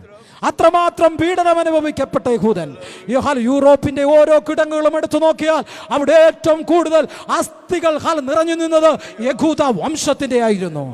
ഹല്ലേലൂയ. ഈ അസ്ഥികൾ നിറഞ്ഞു നിൽക്കുന്നിടത്ത് പലയിടങ്ങളിലും മണ്ണിട്ട് മൂടുവാൻ പോലും ആരും സന്മനസ് കാണിച്ചിറങ്ങിയില്ല. അവർ പറഞ്ഞു, ഇവർ നിർജീവമാക്കപ്പെട്ടവരെന്താണെന്ന് പറഞ്ഞ് അവരുടെ അസ്ഥികളെ പോലും ത്യജിച്ചു കളഞ്ഞ അവസ്ഥകൾ ലോകത്തിന്റെ വിവിധ ഭാഗങ്ങളിൽ നടക്കപ്പെട്ടിരുന്നു. എന്നാൽ ദൈവത്തിന്റെ പ്രവചന നിവർത്തിയായപ്പോൾ സ്വർഗത്തിന്റെ കടികാര സൂചിയിലെ മണിക്കൂർ സൂചിയാകുന്ന യഹൂദന്റെ ഹല്ലേലൂയ അവന്റെ നിർണായക സമയമായപ്പോൾ, സ്വർഗത്തിന്റെ പ്രവചനത്തിന്റെ പൂർത്തീകരണത്തിന്റെ സമയമെത്തിയപ്പോൾ 1948 മെയ് 14 അവനൊരു സൈന്യമായി കാലൂന്നുവാൻ തുടങ്ങി. ഹല്ലേലൂയ.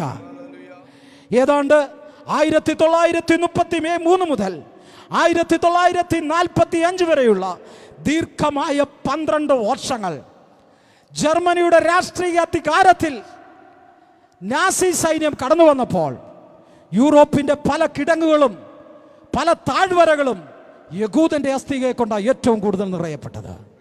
ആ നിറയപ്പെട്ട അവസ്ഥയിൽ നിന്ന് ദൈവം അവരെ എഴുന്നേൽപ്പിക്കുവാനിടയായി. ചരിത്രം നമ്മെ പഠിപ്പിക്കുന്നത് 1948 മെയ് 14 യഹോവയുടെ പ്രവചന നിവർത്തി എന്നതുപോലെ യെഹെസ്കേൽ 2600 വർഷങ്ങൾക്ക് മുൻപ് പ്രവചിച്ചു വെച്ച ആ വലിയ പ്രവചനം ഇവിടെ നിറവേറുവാനിടയായി തീർന്നു. അവനൊരു വലിയ സൈന്യമായി എഴുന്നേൽക്കുവാനിടയായി. ഹല്ലേലൂയ. ഞാൻ നിന്നെ എൻ്റെ ദേശത്തേക്ക് ഞാൻ മടക്കിക്കൊണ്ടുവരും. ഹല്ലേലൂയ. ഞാൻ നിന്റെ ദേശത്തേക്ക് പിതാക്കന്മാരുടെ അവകാശത്തിലേക്ക് ഞാൻ നിന്നെ മടക്കിക്കൊണ്ടുവരുമെന്ന് ഇസ്രായേലിനോടുള്ള ദൈവത്തിന്റെ പ്രവചനം ഇവിടെ നിറവേറുവാനിടയായി തീർന്നു. Price the Lord. യെശയ്യാ പ്രവചന പുസ്തകം 66 അധ്യായം അതിന്റെ 8 വേദഭാഗം ഒന്ന് വായിച്ചാട്ടെ. ഈ വക ആർ കേട്ടിട്ടുള്ളൂ, ഇങ്ങനെയുള്ളത് ആർ കണ്ടിട്ടുള്ളൂ. ഒരു ദേശം ഒരു ദിവസം കൊണ്ട് പിറക്കുമോ? ഒരു ജാതി ഒന്നായിട്ട് തന്നെ ജനിക്കുമോ? സിയോനോ നോവ് കിട്ടിയ ഉടൻ തന്നെ മക്കളെ പ്രസവിച്ചിരിക്കുന്നു. യെശയ്യാ പ്രവാചകൻ ഹല്ലേലൂയ ഇസ്രായേലിന്റെ രാജ്യസ്ഥാപനത്തിന് ഏതാണ്ട് 2700 വർഷങ്ങൾക്ക് മുൻപ് ആത്മാവിൽ പ്രവചിച്ചൊരു പ്രവചനമാണ്. ഒരു ദിവസം കൊണ്ട് ഒരു ജാതി പിറക്കുമോ? ഹല്ലേലൂയ. ഒരു ദിവസം കൊണ്ട് ഒരു സമൂഹം ഉരുവായി വരുമോ? ഒരു രാഷ്ട്രമുണ്ടാകുമോ? ഹല്ലേലൂയ. ഈ പ്രവചനത്തിന്റെ ദൂത് കേട്ടിട്ട് പലരും ചോദിച്ചു, ഹല്ലേലൂയ, ഒരുപക്ഷേ യെശയ്യാവിന് തെറ്റിയതായിരിക്കാം. പക്ഷെ യെശയ്യാവിന് തെറ്റോ? ഇതറിയിച്ച ദൈവത്തിന്റെ ആത്മാവിന് തെറ്റുകയില്ല. ഇത് സ്വർഗത്തിൽ സ്ഥിരമായിരുന്ന ദൈവത്തിന്റെ കാര്യപരിപാടിയായതുകൊണ്ട് ദൈവത്തിന് ഇത് തെറ്റിയിട്ടില്ല. ദൈവം ഇതിന്റെ കൃത്യതയെ അളന്നു തൂക്കി കുറിച്ച അതതിന്റെ നാസ്തികത്തിൽ ദൈവം തൂക്കിയിട്ട് വെച്ചിട്ട് പറഞ്ഞു, ഇവൻ അങ്ങോട്ടോ ഇങ്ങോട്ടോ ചലിക്കയില്ല, കാരണം എന്റെ വാക്കാ ഇത് സംസാരിച്ചത്. ഹല്ലേലൂയ. 1948 മെയ് 14 ഡേബർ ബർഗറിയോയുടെ നേതൃത്വത്തിൽ ഇസ്രായേൽ ജനം ഒന്നിച്ചു കൂടുവാനിടയായി. അങ്ങനെ വിവിധ രാജ്യങ്ങളിൽ നിന്ന് ദൈവം അവർക്ക് പിതാക്കന്മാർക്ക് അവകാശം കൊടുത്ത ആ ഇസ്രായേൽ മണ്ണിലേക്ക്, പലസ്തീന്റെ മണ്ണിലേക്ക് അവർ പലായനം ചെയ്തു. ഹല്ലേലൂയ. അങ്ങനെ പലായനം ചെയ്ത യഹൂദൻ അവരുടെ ദേശഗാനം പാടി അവരെ മണ്ണിൽ, ആ മണ്ണിന് ദൈവം അവർക്ക് നൽകിയ നാമത്തെ കൊടുത്തു. നമ്മുടെ രാജ്യങ്ങളൊക്കെ സംസ്കാരം കൊണ്ട്, ഭാഷ കൊണ്ട്, അവിടുത്തെ മതങ്ങളുടെ മൗലികതകൾ കൊണ്ട് ഒക്കെ രാജ്യങ്ങൾക്ക് പേര് കൊടുത്തപ്പോൾ, യഹൂദൻ അവരുടെ മണ്ണിലേക്ക് ദൈവം മടക്കിക്കൊണ്ടുവന്നപ്പോൾ അവരുടെ രാജ്യത്തിന് പേർ കൊടുക്കുവാൻ തിരഞ്ഞെടുത്തത് യഹോവയാകുന്ന ദൈവം പിതാവാകുന്ന യാക്കോബിനോട് യാബോക്കിന്റെ തീരത്ത് വെച്ച് പറഞ്ഞൊരു പേര്. ഹല്ലേലൂയ. ഹല്ലേലൂയ. യാക്കോബേ, ഇന്നു മുതൽ നീ യാക്കോബല്ല, നീ ഇസ്രായേൽ എന്നറിയപ്പെടും. Praise the Lord. കാലങ്ങൾ എത്ര കഴിഞ്ഞുപോയി, ആ നാമം അവിടെ കിടന്നു. ദൈവത്തിന്റെ കാര്യപരിപാടി 1948 മെയ് 14 അർദ്ധരാത്രിയില ആ ഒറ്റ രാത്രി കൊണ്ട് ഒരു രാഷ്ട്രമുരുവായി. ഹല്ലേലൂയ. പ്രഭാതത്തിൽ അതിന് ചുറ്റുമുള്ള അറബി രാജ്യങ്ങൾ ഞെട്ടലോടെ കണ്ണു തുറന്നു നോക്കിയത്. കേട്ടതോ ഹല്ലേലൂയ താക്കിവായ് എന്ന ഹല്ലേലൂയ ഇസ്രായേലിന്റെ ദേശഗാനം പാടി ഒരു സൈന്യം ഇസ്രായേൽ മലമുകളിൽ ഒരു സിൽക്ക തുണിയിൽ ഹല്ലേലൂയ നക്ഷത്രം കെട്ടിയ ഒരു ഹല്ലേലൂയ ദേശീയ പതാക ഉയർത്തിപ്പിടിച്ചു നിൽക്കുന്നത് കണ്ട് അറബി രാഷ്ട്രങ്ങൾ അന്തം വിട്ടുപോകുവാനിടയായി. ഹല്ലേലൂയ. ലോകരാജ്യങ്ങൾ പറഞ്ഞു, ഇനി നാം ഭയപ്പെടണം. ഭാരതത്തിന്റെ കേരളക്കരയുടെ അത്രയും പോലും വിസ്തൃതിയില്ലാത്ത ഒരു ചെറിയ രാജ്യത്തെ ലോകത്തിന്റെ വൻകിട രാജ്യങ്ങളൊക്കെ ഭയപ്പെടുവാൻ കാരണമെന്താ? അവരുടെ ആണവ ശക്തിയെ ഭയപ്പെടുവാൻ കാരണമെന്താ? ഇവന്റെ നാമം വരെ സ്വർഗത്തിന്റെ ദൈവത്തിന്റെ അതരമാണ്. നിന്നെ ഭയപ്പെടുവാൻ കാരണോ നിന്റെ നാമം സ്വർഗത്തിലെ ദൈവത്തിന്റെ അതരമാ. നിന്റെ അതരോ സ്വർഗത്തിലെ ദൈവത്തിന്റെ വാക്കാ. നിന്റെ പ്രാർത്ഥനയുടെ ശക്തി നിന്റെ ഹല്ലേലൂയ പുണ്യ ജീവിതം കൊണ്ടല്ല, നിന്റെ മേൽ ചലിക്കുന്ന പരിശുദ്ധാത്മാവിന്റെ ശക്തിയാല. ഇന്ന് രാത്രി അധികാരത്തോടെ എതിരെ നിൽക്കുന്ന സൈന്യത്തെ നോക്കി വിളിച്ചു പറയുമ്പോൾ അവൻ നിനക്ക് വഴിമാറുന്നത് നിന്റെ മേലുള്ള ദൈവത്തിന്റെ അധികാരം കൊണ്ടാ. Price the Lord. ഹല്ലേലൂയ. ദൈവം ഇസ്രായേലിന്റെ പേര് പിതാവായ യാക്കോബിന് യാബോക്കിന്റെ തീരത്ത് വെച്ച് കൊടുത്ത ആ നാമം ഹല്ലേലൂയ അവിടെ വെച്ച് കൊടുത്തത്. ഹല്ലേലൂയ. ഡേവിഡ് ബെഗറിയോ പറഞ്ഞു, നമ്മുടെ പിതാവായ യാക്കോബിന് യാബോക്കിന്റെ തീരത്ത് വെച്ച് യാഹുവേ ഒരു നാമം നൽകി. ഹല്ലേലൂയ. ആ നാമം ഇസ്രായേൽ എന്നതാ. നമ്മുടെ രാജ്യത്തിന് നമ്മുടെ ദൈവമിട്ട നാമം മതി. ഹല്ലേലൂയ. ദൈവമിട്ടൊരു നാമമെങ്കിൽ അതിനെ തൊടുവാൻ ആർക്കും കഴിയുകയില്ല. ദൈവം ഒരുവനെ പേർ ചൊല്ലി വിളിച്ചെങ്കിൽ അവനെ തകർക്കുവാൻ ആർക്കും കഴിയുകയില്ല. ഒരു രോഗത്തിന് കഴിയുകയില്ല, ഒരു മന്ത്രവാദങ്ങൾക്ക് കഴിയുകയില്ല, ഒരു കൂട്ടുപരണങ്ങൾക്ക് കഴിയുകയില്ല, ഒരു ഹല്ലേലൂയ ശക്തികൾക്ക് കഴിയുകയില്ല, ഒരു ഗ്രൂപ്പുകൾക്ക് കഴിയുകയില്ല. കാരണം അവനെ വിളിച്ചത് ദൈവമാ. അവനെ പേർ ചൊല്ലി വിളിച്ചത് സ്വർഗത്തിലെ ദൈവത്തിന്റെ ആദരമാ, സർവശക്തന്റെ ആദരമാ. ആയതുകൊണ്ട് അതിനെ തടുക്കുവാൻ ഈ ലോകത്തിലെ ഒരു ശക്തിക്കും കഴിയുകയില്ല. Price the Lord. ഹല്ലേലൂയ. അങ്ങനെ ദ സ്റ്റേറ്റ് ഓഫ് ഇസ്രായേൽ എന്ന നാമം നൽകി 1948 മെയ് 14 ഒരു രാഷ്ട്രമുരുവായി. ഹല്ലേലൂയ. ഹല്ലേലൂയ. അങ്ങനെ 1949 മെയ് 11 ഐക്യരാഷ്ട്രസഭയിൽ ഇസ്രായേലിന് അംഗത്വവും ലഭിച്ചു.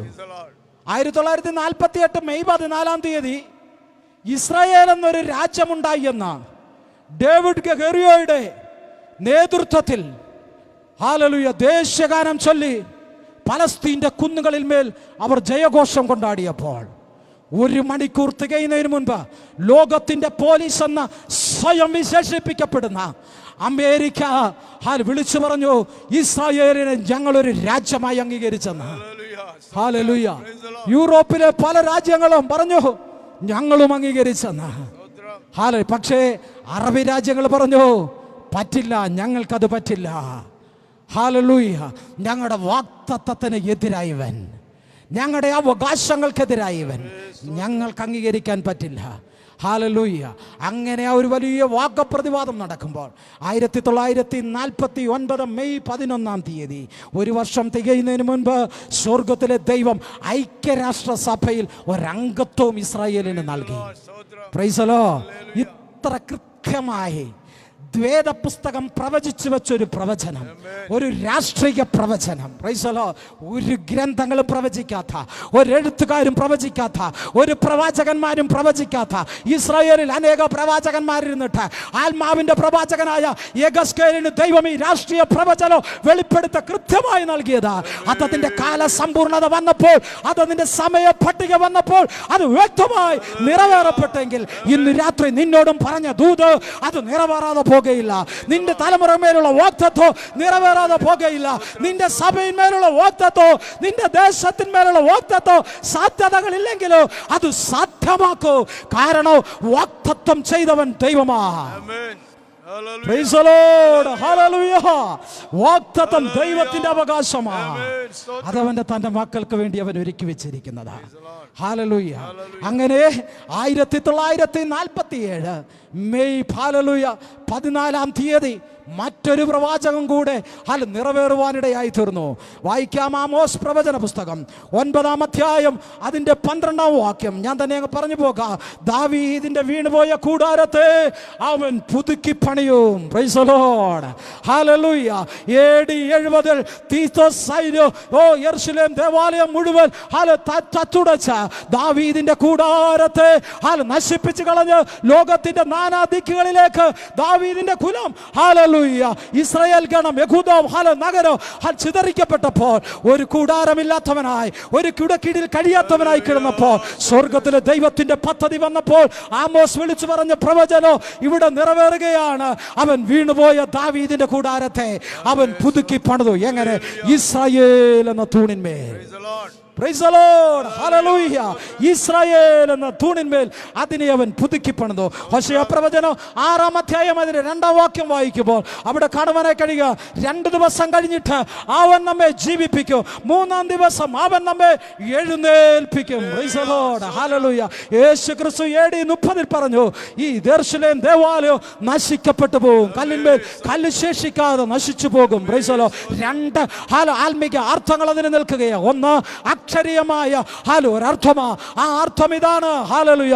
ഈ കാണുന്ന ഈ കല്ല്, ഈ കെട്ടിടം ഇത് ഇല്ലാതായി പോകും. Price the Lord. രണ്ടാമത്തെ അതിന്റെ അർത്ഥം അക്ഷരീയമായത്, ഇത് കെട്ടിപ്പണിത യഹൂദ കുലം അവൻ കല്ലിന്മേൽ കല്ല് ശേഷിക്കാതെ ഭൂഖണ്ഡങ്ങളുടെ നാനാ ദിക്കുകളിലേക്ക് അഭയാർത്ഥിയായി അവൻ ഓടിപ്പോകും. Praise the Lord. ഹല്ലേലൂയ. എന്നാൽ 3 ദിവസം കൊണ്ട് ഞാൻ ഇതിനെ പണിയും. ഹല്ലേലൂയ. ഹോശേയ പ്രവചിച്ചു വെച്ച പ്രവചനം എത്ര കൃത്യമാണ്.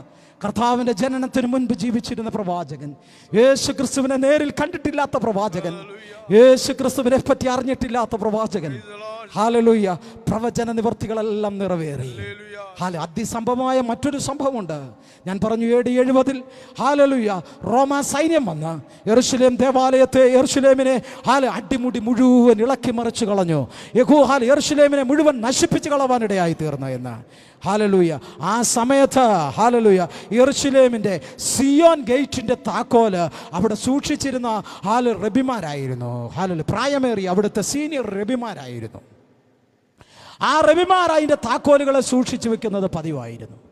റോമ സൈന്യം കടന്നു വന്ന് ഈ താക്കോൽ സൂക്ഷിച്ച റബിക്ക് നേരെ വാളോങ്ങിയപ്പോൾ തൻ്റെ ശരീരത്തിന്മേൽ റോമ സൈന്യത്തിൻ്റെ പടയാളികളുടെ പടവാൾ വീണ് കഴിഞ്ഞപ്പോൾ മരിച്ചു പോകുമെന്ന് മനസ്സിലായി. ഏതാണ്ട് 1 ഇഞ്ച് നീളത്തോളം വരുന്ന ഒരടിയോളം നീളം അടുത്തു വരുന്ന ഈ ഒരു താക്കോൽ അവൻ ഉയരത്തിലേക്ക് എടുത്തെറിഞ്ഞിട്ട് ഇങ്ങനെ പറഞ്ഞു, ഗർബിയേലേ മീഖായേലേ, ഇതാ ഞാൻ നിങ്ങളുടെ കരത്തിൽ ഇത് സൂക്ഷിക്കുക, ഞങ്ങളുടെ തലമുറകൾ വരും, അവരുടെ കയ്യിലേക്ക് നീ ഇത് തിരികെ കൊടുക്കണമെന്ന്. ഹല്ലേലൂയ. ദൈവം ആ നിലവിളി കേൾക്കാതെ പോയില്ല. ഹല്ലേലൂയ. ആ നിലവിളിയെ ദൈവം കേട്ടു. കാലങ്ങൾ വളരെ കടന്നുപോയി. 1948 മെയ് 14-ാം തീയതി എന്ന് പറഞ്ഞാൽ 2000 വർഷങ്ങൾ തികഞ്ഞു കഴിയുമ്പോൾ ഹല്ലേലൂയ പിന്നിട്ട ദൈവത്തിൻ്റെ ആ ഇസ്രായേലിൻ്റെ കരങ്ങളിൽ കൊടുത്തിരുന്ന താക്കോൽ 2000 വർഷങ്ങൾ പിന്നിട്ട് കഴിഞ്ഞപ്പോൾ സ്വർഗത്തിലെ ദൈവം അത് തിരികെ നൽകുവാനിടയായി തീർന്നു. 1948 മെയ് 14-ാം തീയതി അർദ്ധരാത്രിയിൽ ഹല്ലേലൂയ ഇസ്രായേൽ എന്നൊരു രാജ്യമുണ്ടായി കഴിഞ്ഞപ്പോൾ പിറ്റേ ദിവസം പ്രഭാതത്തിൽ കാലൊച്ചയെ കേൾക്കുന്നത് ബ്രിട്ടീഷ് സൈന്യം, ഇംഗ്ലീഷ് സൈന്യം ഇസ്രായേൽ വിട്ടു പോകുന്ന ഒരു കാഴ്ചപ്പാട് കാണാനിടയായി. അവർ മാർച്ച് ചെയ്ത് ഇസ്രായേൽ രാജ്യം വിട്ടവർ ആ രാജ്യത്തേക്ക് പോയി. അങ്ങനെ രാജ്യത്തേക്ക് പോയപ്പോൾ ഹല്ലേലൂയ അവരുടെ ഒരു മിലിറ്ററി തലവൻ കടന്നു വന്നിട്ട് അന്ന് ആ കാലത്ത് ഇസ്രായേലിൽ ജീവിച്ചിരുന്ന സീനിയറായ ഒരു റബി ഉണ്ടായിരുന്നു, മൊർദെഖായി ബെയിൻ ഗാർട്ടൺ എന്ന ഹല്ലേലൂയ ഒരു സീനിയർ റബി. അദ്ദേഹത്തെ വിളിച്ചിട്ട് പറഞ്ഞു, അദ്ദേഹത്തിൻ്റെ അരികിലേക്ക് കടന്നു ചെന്നിട്ട് പറഞ്ഞു, ഒരു തുരുമ്പിച്ച താക്കോലെടുത്ത് കൊടുത്തിട്ട് പറഞ്ഞു, ഇത് സിയോൻ ഗേറ്റിൻ്റെ യെരൂശലേമിൻ്റെ താക്കോല, ഇപ്പം വരെ ഞങ്ങളാ ഇത് സൂക്ഷിച്ചതിന് ഞങ്ങൾക്ക് അവകാശമില്ല. ഹാലലൂയ. റബി പറഞ്ഞു, ഞങ്ങളുടെ പിതാവ് മുൻകാലത്ത് ഇത് സൂക്ഷിച്ചിരുന്നത് ഞാൻ ചെറുപ്പത്തിൽ കണ്ടിട്ടുണ്ട്, കേട്ടിട്ടുണ്ട്. ഹാലലൂയ. ഞങ്ങളുടെ പിതാക്കന്മാർ പറഞ്ഞു കേൾവിയുണ്ട്. പക്ഷേ ഞങ്ങളുടെ തലമുറകൾക്ക് വേണ്ടി, ഇസ്രായേൽ ജഗണത്തിന് വേണ്ടി ഞാൻ ഈ താക്കോൽ തിരികെ മേടിക്കുക എന്ന് പറഞ്ഞ് ആ യെരൂശലേമിൻ്റെ താക്കോൽ, ആ തുരുമ്പിച്ച താക്കോൽ അദ്ദേഹത്തിൻ്റെ കരത്തിൽ കൊടുത്തപ്പോൾ കരവും നീട്ടി യഹോവയ്ക്ക് സ്തുതി എന്ന് പറഞ്ഞ് അവൻ അതിനെ വാങ്ങിയിട്ട് ഹാലലൂയ പറഞ്ഞു, കാര്യം ഇപ്രകാരമാണ്, സകല യഹൂദന്മാർക്കും ഞാനിത് ഹാലലൂയ സ്വീകരിക്കും. അങ്ങനെ ഒരു വലിയ സൈന്യമായി അവരവിടെ തീരുന്നു. പ്രവചനം അവിടെ കൊണ്ട് തീർന്നില്ല. മത്തായി വിളിച്ചു പറഞ്ഞ മത്തായിയുടെ സുവിശേഷം നോക്കുമ്പോൾ നമ്മുടെ വാഴ്ത്തപ്പെട്ടവനായ കർത്താവ് പറഞ്ഞ മറ്റൊരു ദൂതുണ്ട്. ഹാലലു. ഇന്ന് രാത്രി അതുകൂടെ ചിന്തിച്ച് ഞാനൊരു വാക്കുകൾക്ക് വിരാമം കുറിക്കട്ടെ. മത്തായിയുടെ സുവിശേഷം 24 അധ്യായം 32 വാക്യം. അത്തിയെ നോക്കി ഒരു ഉപമ പഠിപ്പീൻ, അതിൻ്റെ കൊമ്പുകൾ ഇതളായി. ഹാലലൂയ. ഇവ കാണുമ്പോൾ ഒരു കാര്യം ഓർത്തുകൊള്ളുവീൻ, വേനൽ അടുത്തു ഇരിക്കുന്നെന്ന്. വേനൽ യുദ്ധത്തിനെ കാണിക്കുക. ഹാലലൂയ. ഈ കാലഘട്ടങ്ങളിൽ ലോകത്തിൻ്റെ വിവിധ ഇടങ്ങളിൽ യുദ്ധങ്ങൾ നടക്കുകയാ. ഗാസ ഇസ്രായേലിൻ്റെ യുദ്ധം തീർന്നിട്ടില്ല. ഇന്നും യുദ്ധഭൂമി കൊടുമ്പിരിക്കൊണ്ട് നിൽക്കുകയാണ്. അണുബോംബുകളും ആറ്റം ബോംബുകളും ഒരുപോലെ വർഷിച്ചു കൊണ്ടിരിക്കുകയാണ്. യൂറോപ്പിന്റെ പല ഭാഗങ്ങൾ, ഏഷ്യയുടെ പല ഭാഗങ്ങൾ ഇന്ന് ചേരിച്ചൊരിഞ്ഞ് യുദ്ധങ്ങൾ നടക്കുകയാണ്. എന്തിനേറെ പറയണം, കഴിഞ്ഞ ഏതാനും നാളുകൾക്ക് മുൻപ് നമ്മുടെ ഭാരതത്തെ ഞെട്ടിച്ച ഒരു സിവിൽ വാർ നടന്നു എന്ന് തന്നെ പറയാം. ഹാലലൂയ. ഇവിടെ മണിപ്പൂർ നടന്ന കലാപങ്ങൾ തന്നെ എത്രയെത്ര നിരപരാധികൾ വെന്തൊടുങ്ങി, എത്രയെത്ര നിരപരാധികൾ വീടുകെട്ട നഷ്ടപ്പെട്ടവരായി തീർന്നു, എത്രയെത്ര കുഞ്ഞുങ്ങൾ മാതാപിതാക്കൾ നഷ്ടപ്പെട്ടവരായി തീർന്നു. ഇതൊക്കെയും കാണുമ്പോൾ ഒരു കാര്യം ഓർത്തു, നമ്മുടെ അരുമനാഥന്റെ വരവേറ്റവും സമീപമായി. ഇന്ന് രാത്രി വേദപുസ്തകം നമ്മോട് വിളിച്ചു പറയുന്നത്, ഇവ കാണുമ്പോൾ നിങ്ങളുടെ ശിരസ്സുകളെ ഉയർത്തുവേ. ഇന്ന് രാത്രി എത്ര പേർക്ക് പറയാൻ കഴിയോ, ഈ സംഭവം കാണുന്നത് എൻ്റെ അരുമനാഥന്റെ കാകളത്തൊരു ശബ്ദത്തിന് വേണ്ടിയാ. ഇന്ന് രാത്രി ആ വയസ്സമുള്ളവർക്ക് അടങ്ങിയിരിക്കാൻ പറ്റില്ല, ആത്മനിറവുള്ളവൻ അടങ്ങിയിരിക്കുവാൻ പറ്റില്ല. ചരിത്രം ഇത്രമാത്രം നിറവേറപ്പെട്ടെങ്കിൽ, കൃത്യതയോടെ നിറവേറപ്പെട്ടെങ്കിൽ ഇനി നിറവേറുവാനുള്ളത് ഒന്നേ ഉള്ളൂ, അതെന്റെ യേശു കർത്താവിന്റെ കാകളധ്വനിയ. ഇവിടെ കയറി വരിക എന്ന മഹാകാകള ശബ്ദത്തോടെ നമ്മുടെ കർത്താവ് ആകാശമേഘങ്ങളിൽ കടന്നു വരുമ്പോൾ തനിക്കായി കാത്തിരിക്കുന്ന വൃതന്മാർ ഈ ഭൂമണ്ഡലം വിട്ട് ആകാശ മണ്ഡലത്തിലേക്ക് പറന്നു പോകാറായി. യോഹന്നാൻ വിളിച്ചു പറഞ്ഞത് ഇങ്ങനെയാ, ഇനിയും തന്നെത്താനെ ശുദ്ധീകരിക്കട്ടെ, വിശുദ്ധൻ തന്നെ വിശുദ്ധീകരിക്കട്ടെ, നീതിമാൻ തന്നെ നീതീകരിക്കട്ടെ, അഴുക്കുള്ളവൻ അഴുക്കാകട്ടെ, ഇതാ ഞാൻ വേഗം വരുന്നു. പുസ്തക ചുരുളുകളിൽ എന്നെ കുറിച്ച് എഴുതിയിരിക്കുന്നത് നിവർത്തിയാകുവാനുള്ള സമയമായി. ഇന്ന് രാത്രി എന്നെ കേൾക്കുന്ന പ്രിയ സ്നേഹിത, എന്റെ യേശുവിന്റെ മടങ്ങി വരവായി. ഇന്ന് വരെ നിനക്ക് യേശുവിനെ സ്വീകരിക്കാൻ കഴിഞ്ഞിട്ടില്ല. നിന്റെ പഠിപ്പോ, നിന്റെ കുലമഹത്വമോ, നിന്റെ കഴിവോ, നിന്റെ ജ്ഞാനമോ, നിന്റെ കൂട്ടുബലങ്ങളോ, നിന്റെ കുടുംബശ്രേഷ്ഠതയോ യേശുവിലേക്ക് അടുത്തു വരുവാൻ തടസ്സമെങ്കിൽ ഇന്ന് രാത്രി ഒരു കാര്യം ഓർക്ക, നിന്നെയും കാത്ത് കർത്താവ് നിൽക്കുകയാ. പത്രോസ് പറയുന്നു, ചിലർ താമസമെന്ന് വിചാരിക്കുന്നത് പോലെ എന്റെ വാഗ്ദത്തം നിവർത്തിപ്പാൻ താമസിക്കുന്നില്ല. എന്താ നമ്മുടെ വാഗ്ദത്തം? കർത്താവ് പറഞ്ഞത്, നമ്മുടെ കർത്താവ് കടന്നുപോയപ്പോൾ പറഞ്ഞു, ഞാൻ പോയതുപോലെ വീണ്ടും മടങ്ങി വരും. ഹല്ലേലൂയ. എനിക്കായി കാത്തിരിക്കുന്ന വിശുദ്ധന്മാരെ ഭൂമിയുടെ ഒരറ്റം മുതൽ മറ്റേ അറ്റം വരെയോ ഹല്ലേലൂയ കൂട്ടിച്ചേർക്കേണ്ടതിന് വെള്ളരി പ്രാക്കളെ പോലെ നമുക്ക് മുൻപേ മൺമറിഞ്ഞു പോയ പിതാക്കന്മാർ ഹല്ലേലൂയ കല്ലറകളെ ഭേദിച്ച് രൂപാന്തരം പ്രാപിച്ച് അവർ തേജസ് പ്രാപിച്ചവർ കടന്നു വരുമ്പോൾ ഹല്ലേലൂയ ഇന്ന് രാത്രി നമുക്ക് പറവാനുള്ളത്, ഞങ്ങളുടെ ഈ ശരീരം മണ്ണിന് വിട്ടുകൊടുപ്പാനുള്ളതല്ല, ഇത് രൂപാന്തരപ്പെടുവാനുള്ളതാ. ഇന്ന് രാത്രി എത്ര പേർക്ക് പറവാൻ കഴിയോ, എൻ്റെ കർത്താവിൻ്റെ മടങ്ങി വരവിൽ എൻ്റെ പേരും കാണോ. എൻ്റെ കർത്താവ് പേര് വിളിക്കുമ്പോൾ എൻ്റെ പേരും അവിടെ കാണൂ. ആ കാകളധ്വനിയിൽ എൻ്റെ പേരും കാണൂ. ഞാനും പറന്നു വരും. ഇന്ന് രാത്രി ആ പ്രത്യാശ ഉള്ളവരെല്ലാം ഒരു നിമിഷം ഒന്ന് ദൈവകരങ്ങളിലേക്ക് ഏൽപ്പിച്ചു കൊടുത്തിട്ട് ഇന്ന് രാത്രി ഇരിക്കുന്ന ഇരിപ്പിടങ്ങളിൽ നിന്ന് എഴുന്നേറ്റ് നിന്ന് ഇന്ന് രാത്രി പറയാ, ആ പേർ വിളിക്കുന്ന നേരത്ത് എൻ്റെ പേരും കാണും. ഈ എഴുന്നേറ്റ് നിൽക്കുന്ന സമയം തിരിച്ച് വീട്ടിൽ പോകാനുള്ള സമയമാണെന്ന് ഓർക്കരുത്. ഹാലലു. ദൈവത്തെ നമുക്കൊന്ന് പാടി ആരാധിക്കാം. നമ്മുടെ കർത്താവ് വരാറായി. ഹാലലു. ആകാശമേഘങ്ങളിൽ 1000-10,000 ദൂതന്മാരുടെ കൂടെ നമ്മുടെ കാന്തനായ കർത്താവ് നമ്മെ ഏറ്റുകൊള്ളുവാൻ താൻ ഇരിക്കുന്ന ഇടത്ത് ഇരുത്തേണ്ടതിന്, തന്നോട് കൂടെ നമ്മെ ഇരുത്തേണ്ടതിന്, തൻ്റെ സിംഹാസനത്തിൽ നമ്മെ ഇരുത്തേണ്ടതിന്, 2 മക്കളാക്കി നമ്മെ അലങ്കരിച്ച് തീർക്കേണ്ടതിന്, തന്നോട് അനുരൂപരായി യോഗ്യരാക്കേണ്ടതിന് അവൻ നമ്മെ ചേർപ്പാൻ വേഗം കടന്നു വരാറായി. Praise the Lord. Hallelujah, hallelujah. ഇന്ന് രാത്രി ദൈവദാസന്മാരൊന്ന് മുൻപോട്ട് കടന്നു വന്നേ. ഹല്ലേലൂയ. ഇങ്ങോട്ട് കയറി വന്നാട്ടെ. ഇന്ന് രാത്രി നമുക്കൊന്ന് പാടി ദൈവത്തെ ഒന്ന് ആരാധിക്കാം. ഇന്ന് രാത്രി നമ്മുടെ കർത്താവിൻ്റെ കാഹളം നാം ഹല്ലേലൂയ നാളെ പ്രഭാതം ഉയരുന്നതിന് മുൻപ് ആകാശത്ത് മുഴങ്ങിയാൽ എത്ര പേർ പറന്നു പോകുവാൻ ഒരുക്കമായി. പറന്നു പോകാൻ ഒരുക്കമല്ല എങ്കിൽ ഇന്നൊരു രാത്രി ഒരു നിമിഷം ദൈവത്തോട് പറയാം, കർത്താവേ ഞാൻ യോഗ്യനല്ല, അയോഗ്യനാ. പേരുകൊണ്ട് ക്രിസ്ത്യാനിയാ, പേരുകൊണ്ട് പെന്തക്കോസുകാരനാ, പേരുകൊണ്ട് ഞാൻ ജീവിക്കുന്നവനാ, പേരുകൊണ്ട് അന്യഭാഷയുള്ളവനാ. പക്ഷേ എൻ്റെ ജീവിതം കൊണ്ട് പലപ്പോഴും ദൈവത്തിൽ നിന്ന് ഞാൻ ദൂരസ്ഥനാ. ഇന്ന് രാത്രി ഞാനൊന്ന് അടുത്തു വരികയാ. എന്നെയും സ്വീകരിക്കണേ. ഇന്ന് രാത്രി സ്വീകരിപ്പാൻ തയ്യാറുള്ള ഒരരുമനാഥൻ ഇവിടെയുണ്ട്. ഈ ഉച്ചഭാഷയുടെ ശബ്ദപരിധിക്കുള്ളിൽ എന്നെ സ്നേഹിക്കുന്ന മാത്സല്യ സ്നേഹിതരെ, ഇന്ന് രാത്രി പരിശുദ്ധാത്മാവ് ചോദിക്കുക, നാളെ പ്രഭാതം നിനക്കുള്ളതല്ലെങ്കിൽ മരണമെന്ന ഹല്ലേലൂയ സത്യം നിന്നെ നാളെ വിളിച്ചാൽ നീ പോകാതിരിക്കാൻ പറ്റുകയില്ല. ഒരു ഉപാധിയും മരണമെന്ന വിളിയുടെ മുൻപിൽ നിനക്ക് തടഞ്ഞു വയ്ക്കുവാൻ പറ്റുകയില്ല. അതിനു മുൻപ് നിന്റെ നിത്യത എവിടെയെന്ന് നീ ഒന്ന് കണക്കാക്കേണ്ടതുണ്ട്. അത് നിത്യ സന്തോഷമോ നിത്യ ദുഃഖമോ? Praise the Lord. ഇന്ന് രാത്രി ദൈവകരങ്ങളിലേക്ക് നമ്മെ